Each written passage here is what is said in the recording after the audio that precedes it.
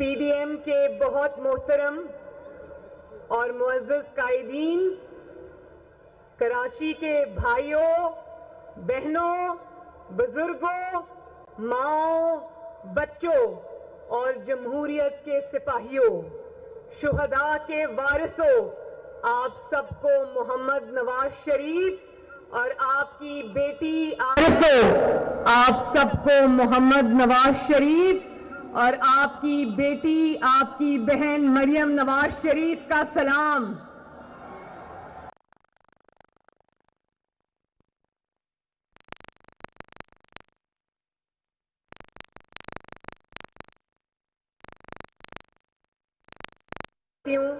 آپ کی دعوت کا، آپ کی میزبانی کا، آپ کی شفقت کا بہت بہت شکریہ۔ آج پی ڈی ایم جلسے کے بہانے کراچی میری بہت سال کے بعد آمد ہوئی، اور آج جب میں کراچی آئی تو مجھے بے نظیر بھٹو شہید کی یاد آ گئی۔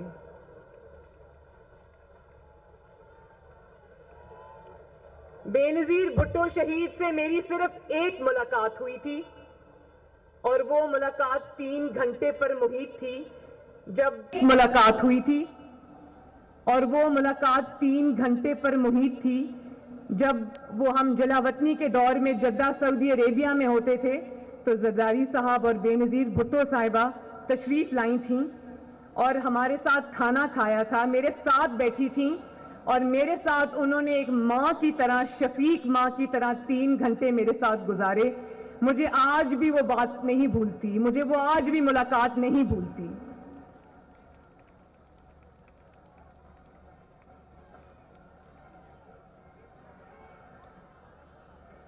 اور میرے کراچی کے بھائی بہنوں، جس طرح سے آپ نے آج ایئرپورٹ سے لے کے ہوٹل تک، مزار قائد تک اپنی بہن اور بیٹی، مسلم لیگ نون کے کارکنوں کو بھی میں مخاطب کر کے کہہ رہی ہوں، جس طرح آپ نے میرا آج استقبال کیا، جتنی محبتیں آپ نے کراچی کی سڑکوں اور راستوں پر مجھ پر نچھاور کی، میں پوری زندگی اس محبت کا قرض نہیں ادا کر سکوں گی۔ اور آج آپ نے، کراچی نے مجھے جس طرح اپنے ساتھ جوڑ لیا ہے، یہ رفاقت اب انشاءاللہ پوری زندگی میں نبھاؤں گی آپ کے ساتھ۔ مجھے آج ویسے فرینکلی مجھے آج لاہور کی سڑکوں کے اور کراچی کی سڑکوں میں کوئی فرق نظر نہیں آیا، اتنی محبت ملی مجھے۔ بہت بہت شکریہ ایک دفعہ پھر آپ کا۔ یہاں پر شاید مراد علی شاہ صاحب بیٹھے ہیں۔ میں پیپلز پارٹی کی گورنمنٹ کو اور مراد علی شاہ صاحب کو یہ قرض تھا ان پر، جس طرح کورونا میں انہوں نے خدمات انجام دی، میں ان کو اس پہ خراج تحسین پیش کرتی ہوں۔ اور بجائے وفاق سے تعاون کے الٹے ان کو تانے سننے کو ملے اور تضحیک کا نشانہ بنایا گیا، یہ بہت قابل مذمت بات ہے۔ تو کراچی کے میرے بھائیوں اور بہنوں، کل آپ نے اپنی ٹی وی سکرینز پر دیکھا ہوگا ضرور کہ ایک شخص کل چیخ چیخ کر اپنی ناکامی اور اپنی شکست کا ماتم کر رہا تھا۔ دیکھا تھا نا؟ کس کس نے دیکھا تھا؟ ابھی تو ایک ہی جلسہ ہوا ہے، لوگوں کو کہتے ہو گھبرانا نہیں ہے، اور ابھی ایک گجرانوالہ کا جلسہ ہوا اور تم گھبرانا شروع ہو گئے ہو۔ ایک ہی جلسے میں نہ صرف یہ کہ اپنا دماغی توازن بھی کھو بیٹھے ہو، بلکہ اپنے ہوش و حواس بھی کھو بیٹھے ہو۔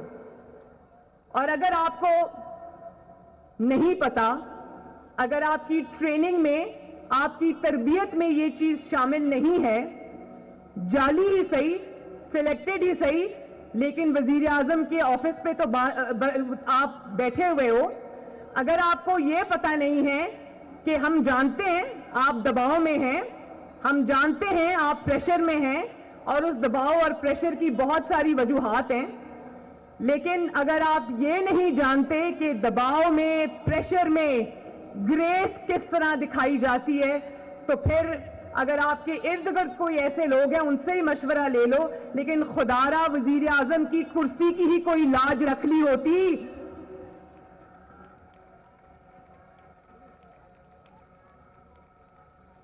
تقریر کے ایک ایک لفظ سے، آپ کی حرکات اور سکنات سے آپ کا خوف جھلک رہا تھا، اور یہی خوف آج پاکستان کی عوام آپ کے چہرے پہ دیکھنا چاہتی ہے۔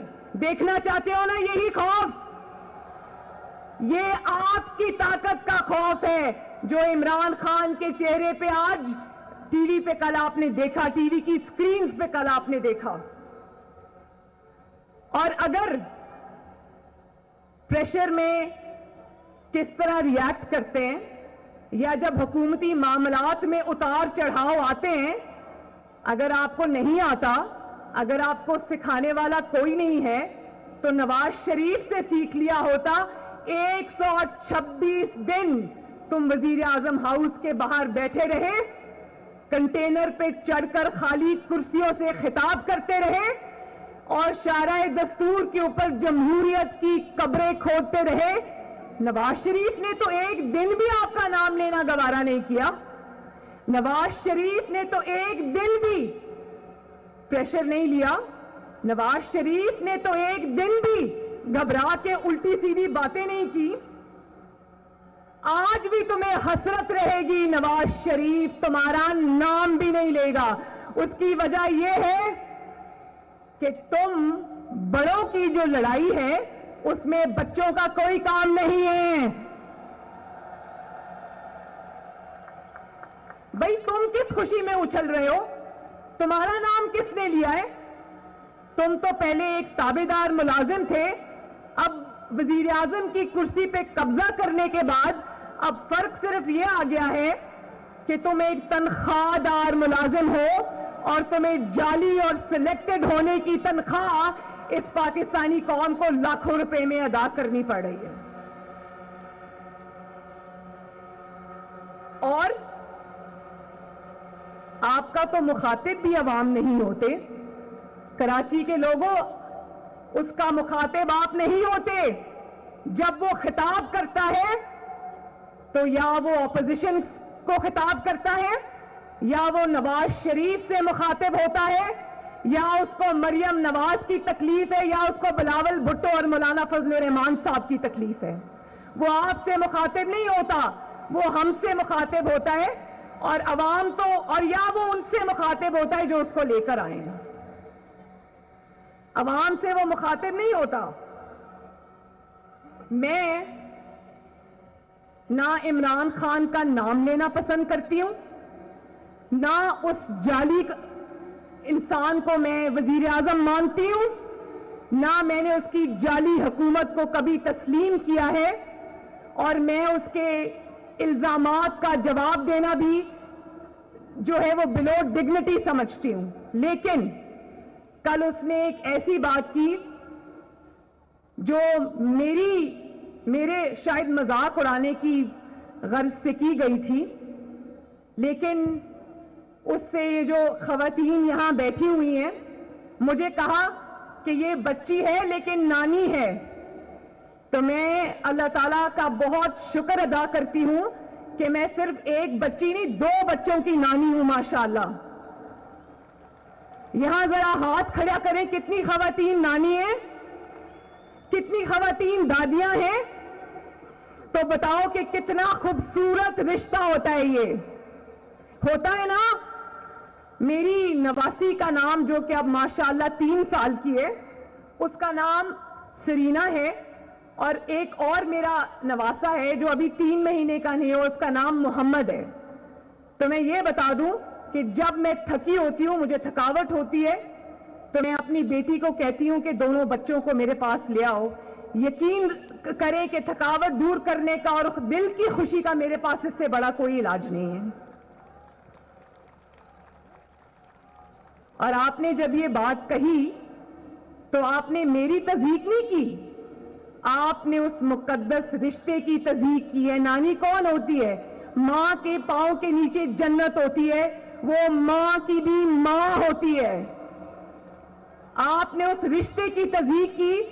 میں اگر اس پہ آپ کو نشانہ بنانا چاہوں تو میرے پاس ایسی باتیں ہیں کہ شاید میری زبان بھی زیب نہ دے وہ بات کرنے کی. میں نہیں کروں گی. اس کی وجہ یہ ہے کہ میں نواز شریف اور کلثوم نواز کی بیٹی ہوں. آج بھی جب میں کمرے میں داخل ہوتی ہوں تو میرے والد کرسی سے اٹھ کے کھڑے ہو جاتے ہیں. میں نے اپنے گھر میں یہ ماحول دیکھا ہے. اور یہ جو نانی اور دادی کے رشتے ہوتے ہیں یہ بہت مقدس رشتے ہوتے ہیں. یہ نصیب والوں کو ملتے ہیں اور اللہ تعالیٰ کی سب سے بڑی نعمتوں میں سے ایک نعمت ہوتی ہے, اور ان کو ملتے ہیں جو اپنے رشتے نبھانا جانتے ہیں, جو رشتوں کی قدریں جانتے ہیں, جو رشتوں کا احترام جانتے ہیں, جو خاندان کی اقدار کو جانتے ہیں, سمجھتے ہیں, اس کے پابند رہتے ہیں. اور یہاں میں ضرور یہ ذکر کرنا چاہوں گی کہ جتنے بھی قائدین یہاں پر موجود ہیں وہ انتخابی میدان میں شاید ان میں سے کچھ ہمارے حلیف ہوں اور کچھ ہمارے حریف ہوں. مولانا فضل الرحمان صاحب جب مجھے ملتے ہیں تو میرے سر پہ بیٹیوں کی طرح ہاتھ رکھتے ہیں. جو آصف زرداری صاحب ہیں وہ مجھے بیٹی کہہ کر پکارتے ہیں. بلاول مجھے اپنی بڑی بہن کی طرح رسپیکٹ دیتا ہے. اور ابھی اچکزئی صاحب یہاں کھڑے تھے جب میں پچھلے سال بلوچستان گئی کوئٹہ کے جلسے میں, تو اچکزئی صاحب نے مجھے اتنی عزت دی. ڈرائیور نے میری گاڑی نہیں چلائی, 2 دن اچکزئی صاحب کا بیٹا میری گاڑی چلاتا رہا. اور جب وقت آئے گا, آج ہم سب پاکستان کے لیے اکٹھے ہیں, پاکستان کی عوام کے لیے اکٹھے ہیں, ان کا مقدمہ لڑنے آئے ہیں. جب وقت آئے گا تو ہم انتخابی میدان میں جب اتریں گے تو ہم ایک دوسرے کے حریف بھی ہوں گے, لیکن ہم ایک دوسرے کے دشمن نہیں ہوں گے. ہم ایک دوسرے کی تضحیق نہیں کریں گے. کیوں بلاول؟ آپ کی والدہ نے آپ کو یہی سکھایا. آپ کی والدہ شہید ہونے سے پہلے میرے والد کے اتنے قریب آ گئی تھیں, وہ بہن بھائی کا ایسا رشتہ بن گیا تھا جو آج میں اور بلاول نبھا رہے ہیں.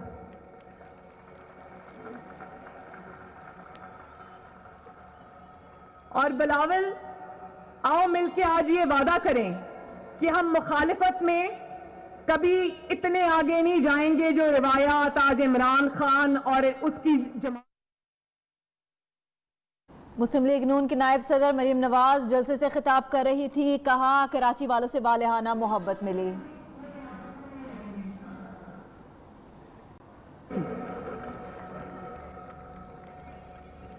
اور ایک تقریر سے نواز شریف کی, ایک گجرانوالہ کی تقریر سے, اے پی سی کی تقریر سے تم اتنا آپے سے باہر ہو گئے.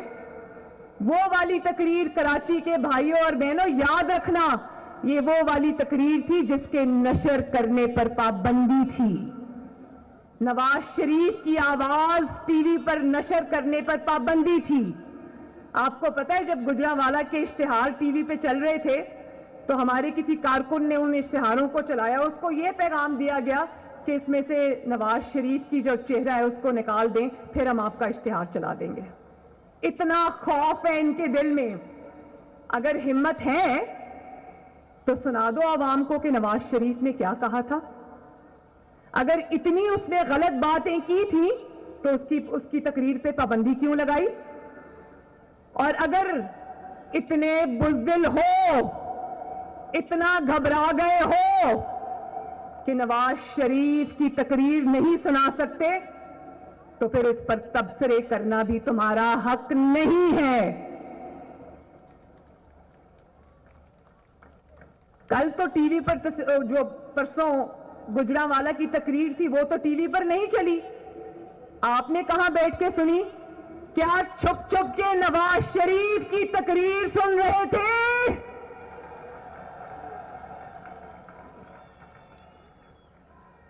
اور پھر کہتے کہتے رک گئے کل اپنی تقریر میں کہ نیب ہمارے ساتھ ہے، نیب میرے ساتھ ہے۔ سچ حلق میں اٹک جاتا ہے، جھوٹ بڑی روانی سے بولتے ہو۔ تو کراچی کے عوام کو یہ بتاؤ جو ان کو نہ پتا ہو، کون نہیں جانتا کہ نیب عمران خان کے حکم پر چلتی ہے؟ کون نہیں جانتا؟ کراچی والوں جانتے ہو نا؟ ہاتھ اٹھا کے ذرا بتاؤ، جانتے ہو نا کہ نیب کس کے اشارے پہ کام کرتی ہے؟ ہم جانتے ہیں، کراچی جانتا ہے، دنیا جانتی ہے کہ نہ صرف نیب تمہارے قبضے میں ہے بلکہ ایف آئی اے اور ایف بی آر اور ایس ای سی پی اور جتنے بھی ادارے ہیں اس سب پر تم نے ایک غاصب